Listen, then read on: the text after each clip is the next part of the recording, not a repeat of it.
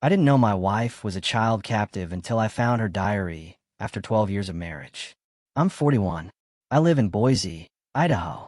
I work as an engineer for a company that designs water systems for rural areas. Life is stable. My relationship with my wife, Lisa, has been going on for 12 years. We have 2 children, Sophie and Ben. Everything you see is real. But one thing I thought was real turned out to be an illusion. I thought I knew my wife. Lisa is quiet but confident. She doesn't like loud parties, but she laughs loudly when we're alone. She teaches children to draw, makes the best pancakes in town, and loves to read on the porch in the rain. She never talked about her childhood. When I asked, she said, "It was hard. My parents split up. I moved out. But I survived. And that's all I knew. Until last week. We were renovating the guest room. We were stripping down old wallpaper and found a hidden drawer in the wall, a remnant of the previous owner. Inside was an old diary with a black cover. I opened it. On the first page was the date, 1995. Name, Lisa M. My wife's. I couldn't understand it. Why did she leave it here? Why had I never known about this diary? I started reading. March 15th, 1995. I'm 9 years old. I was kidnapped 11 months ago by a man named Ray. He said he would save me from my parents who beat me. But he beats me harder. I'm in the basement. There are no windows. He says I'm his daughter. That I have to listen to him. What if I tell anyone? He'll kill my family. I sat on the floor. I couldn't breathe. Continues. July 7th, 1995. He took my name. Now I'm Sarah. He says Lisa is dead. That no one is looking for her. But I remember. I remember my mother. I remember my brother. I don't want. So I'm writing. So I don't forget who I am. November 3rd, 1995. He let me go outside. I saw a boy. I shouted, "My name is Lisa. Help." Ray pulled me away. Hit me. He said that now he would kill my mother. And that I would never come out again. January 14th, 1996. They found me. I was in a coma. Ray died in a shootout with the police. I don't remember how they found me. But the doctors say I survived. But I'm not sure if that's true. I closed the diary. I couldn't understand. How did she live with this? How did she never say anything? How do we have children, build a life, laugh, make love? And she didn't say anything. I found another page, written years ago. I don't want Alex to know. He loves me because he thinks I'm normal. If he sees me, he'll see me differently. As a victim, as sick, as dangerous. And I won't be just Lisa, the one he loved. I sat there and couldn't understand. Was she protecting me? Or herself? Or did she think I couldn't handle it? A year later, she came home from kindergarten with the kids. She saw me on the floor, diary in her hand. "You found me," she said. Not surprised. Not scared. Like someone who has been waiting for this moment. "Why didn't you say anything?" I asked. "Because you loved me," she said. "And I was afraid that if I told the truth, you would love my tragedy. And not me. But I know. I am your husband. I am the father of your children." "Yes," she said. "But I didn't want your love to be out of pity. She's a strength next to me. I didn't hide it to do. I hid it to survive. And so that my children would have a mother who didn't cry every time she heard the word basement." I don't know what to say. I don't know if I can keep looking at her the same way. Can I be the one she will confide in now? And she said, "Now you know. And now you have a choice." I couldn't sleep. Not because I was angry, but because I didn't know how to look at her. When she put the children to bed, I would sneak a look at her. At the way she touched their hair. The way she smiled when Sophie said, "Mom, you're the best."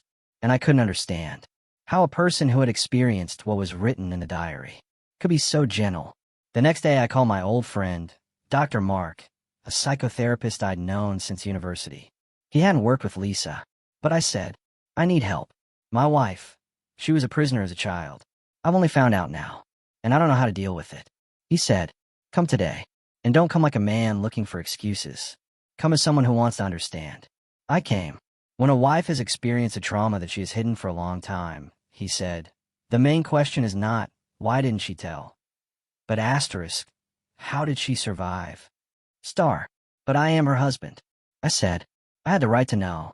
Yes, he said, but for her, you are not just a man. You are the one who can destroy her world. Or support it. And she decided, it is better not to take risks. But we have been together for 12 years. We have children. That is why she was silent, he said. She has built a new life. And in this life, she is not a victim. She is a mother, wife, Lisa. And if you find out, she is afraid that you will look at her as a tragedy, that your love will change for the worse, or fear. But how did she live with it? She didn't live with it, he said. She struggled. Every day. And it seems she's not alone. What do you mean? You know she goes to a therapist? No. Her doctor is a colleague of mine. Her name is Dr. Allison Carter. She works with victims of long-term psychological trauma. And Lisa has been going to her since 2009. Every week. I fell into a chair. She's been going for 15 years? Yes. And she never misses. Her main goal is to never forget who she is. And never let the past destroy what she has. And she never told me. Because she doesn't want you to feel like you're the one saving her. She wants you to be a man who loves her. Not in spite of the past, but with it. I came home. Lisa was making dinner. I was standing in the doorway. Have you been to a therapist? She asked. Yes, I said. I talked to Mark. And what did he say? That you've been seeing a therapist since 2009. She fell silent. Not scared, but tired. Are you angry? No. But I don't understand why you didn't say so. Because I don't want you to look at me like I'm sick, she said. When you hold me at night, I want you to hold me, not a victim. When you look at the kids, I want you to know, I'm not Ray. I am their mother, and I love them. But I could have been with you. You were, she said. But if you knew, you would have become a guard. And I want you to be a man, so that I could be just a woman who loves you. I walked over. I didn't hug her. I just took her hand. I don't want to save you, I said. I want to be with you. Even if you don't want to talk. Even if you cry. Even if I don't understand. I want to be the one who stands by you. And not the one who decides what you need. She looked at me. And for the first time in many days, she smiled. That's what I was waiting to hear, she said. Not, I will save you. But, I am here. I couldn't forget her words. I want you to be the one who stands by me. But I didn't know how to do that.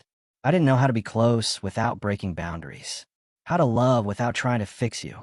And so I said, can I meet with your therapist? Not to read your secrets, but to figure out how to be with you, right? She was silent for a long time. Then she said, I'll ask her. But this isn't about you. It's about whether she thinks it's safe. 2 days later she said, she agrees. But not as your therapist, but as mine.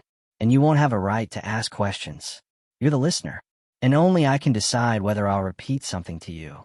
This is my space. I agree, I said. We arrived at Dr. Carter's office. A small place on the outskirts of town. Light carpet, books, soft music. Lisa sat on the couch. I sat on a chair in the corner. The doctor began. Lisa, where do we start today? With him, she said, looking at me. With Alex. I couldn't breathe. Tell me how you feel about him after he found out, the doctor said.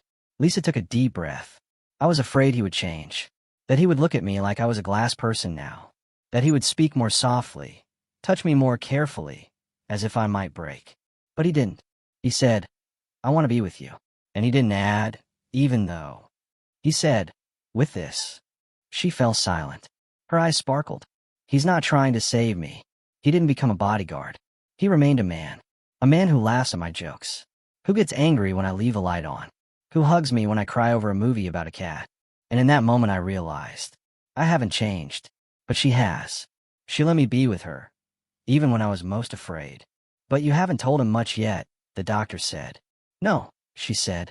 And maybe I never will. Not because I don't trust him. But because some things aren't his burden. They're mine. And I've learned to carry them. But I want him to know one thing. He's not the cause of my pain. He's the cause of my peace. I sat there wondering how someone who had experienced what was written in the diary could love so much. When he found out, she continued, I expected him to say, why didn't you tell me sooner? Or, I would have helped. But he said, I'm here. And that was the first thing I could accept. And what does that mean to you? It means I haven't destroyed what I had, she said. I thought that when he found out, he would leave. Or stay with regret. But he stayed with me. And that's the most I could ask for. The doctor nodded. Are you ready to reveal more? Not now, she said. But I want him to know. I didn't hide it to betray you. I hid it to preserve what was between us. And now I let it be. Even if it's scary. They talk some more. About the children. About how she's afraid her past will affect them. About how she's learning not to be afraid of the dark. And I sat there thinking. I thought I loved her. But now I understand. I'm starting to understand her. And when the session was over, I didn't go over right away. I waited for her to come out. And when she looked at me, I said, "Thank you for letting me in." "I didn't let you into your past," she said. "I let you into myself. And that's harder." I nodded. And in that moment, I realized I can never know everything, but I can be the one who waits, even when she's not ready to talk. I didn't want to eavesdrop, but it happened by chance. It was the end of the week. It was rainy cool. I came home early from work, brought coffee for Lisa. When I opened the door, I heard her voice in the nursery. She was sitting with Sophie on the bed. Her daughter was 8. They were drawing. But the tone of her voice was different. Not a game, but a serious conversation. "Do you remember what I said about no one touching you if you don't want to?" Lisa asked. "Yes," Sophie said. "Is it about hugs?" "And hugs, and hands, and words," Lisa said. "If someone makes you uncomfortable, you have the right to say no. Even if it's a very virtuous person. Even if they say, 'It's just a joke,' or 'You're too sensual.' But what if it's the guy from school? Then even more so," said Lisa. "You say, 'I'm uncomfortable,' and you go to someone you trust. To your mom, to your dad, to your teacher. And you don't keep quiet because you're afraid they won't understand you. What if they say I'm lying? Then you keep talking, as long as someone hears. Even if it's hard, even if you're afraid." Sophie thought for a moment. "Have you ever said no?" Lisa fell silent. Not because she was afraid, but because she chose her words. "Yes," she said. "When I was very little, I had to say no many times. But they didn't hear me.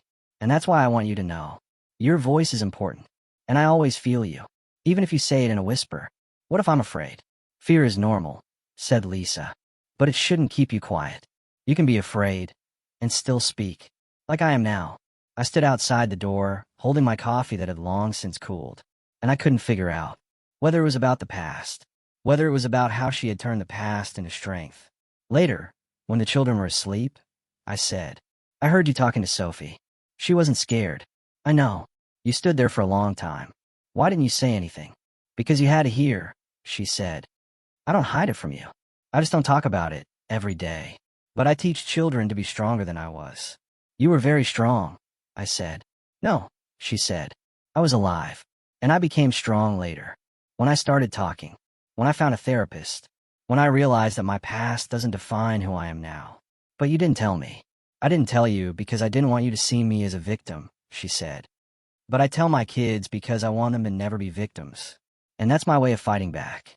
Not because of the pain, but because of the learning." I sat down next to her. "You never talked to me about this." "Because it's not about us," she said. "It's about me. But if you want to know, I'll tell you. Slowly. Without details that will destroy you. But with the truth that I can give."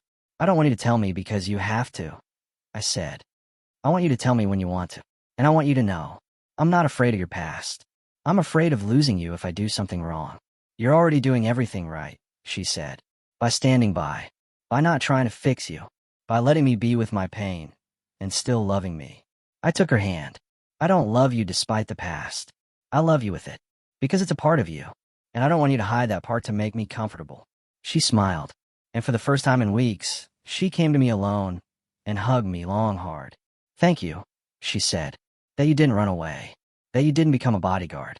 That you remained the man I loved." It happened at night. Not after a heated conversation. Not after a crisis. But simply after we sat on the porch, drinking tea, watching the sun set. The children were asleep. The rain had stopped. The air smelled of earth. She sat, staring into the darkness. And suddenly she said, "Do you want to hear it?" "Yes," I said. "But only if you want to." "I want to," she said. "Not all of it, but some of it. Because you have the right to know who the woman you sleep with, laugh with, build a life with." I didn't answer, just nodded. "I was kidnapped on my way home from school. A man in an old pickup truck. He said my mother sent him to pick me up. That she was sick. I believed him. I was a child." She fell silent. She wasn't crying, but her hands were shaking. "He kept me in the basement. No light. No mirrors. He said I was his daughter. That the past was a lie. That my family had abandoned me. And that if I didn't obey, he would destroy everything I loved." "Did you remember?" "Yes," she said. "I remember my mother's laughter. My brother's bicycle helmet. Our dog, who swore at the rain. And I wrote, in a diary that he didn't find, so that I wouldn't forget who I was." "How were you found?" "I ran away. A year later. He forgot to lock the door. I ran to the neighbor's house. The woman let me in. The police arrived. But I was in shock. I couldn't speak. I could barely remember my name.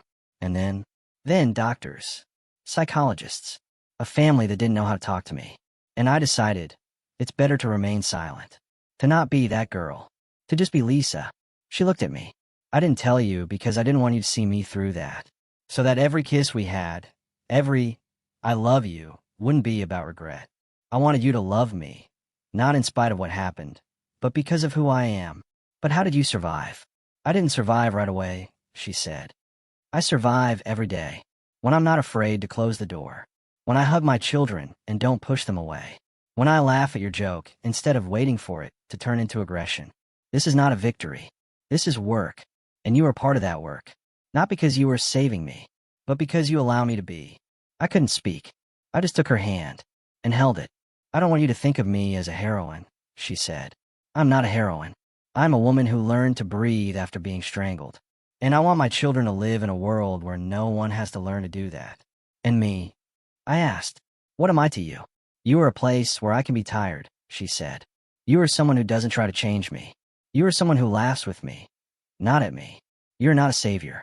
You are home. I sat there and realized, I can never know everything. And I shouldn't.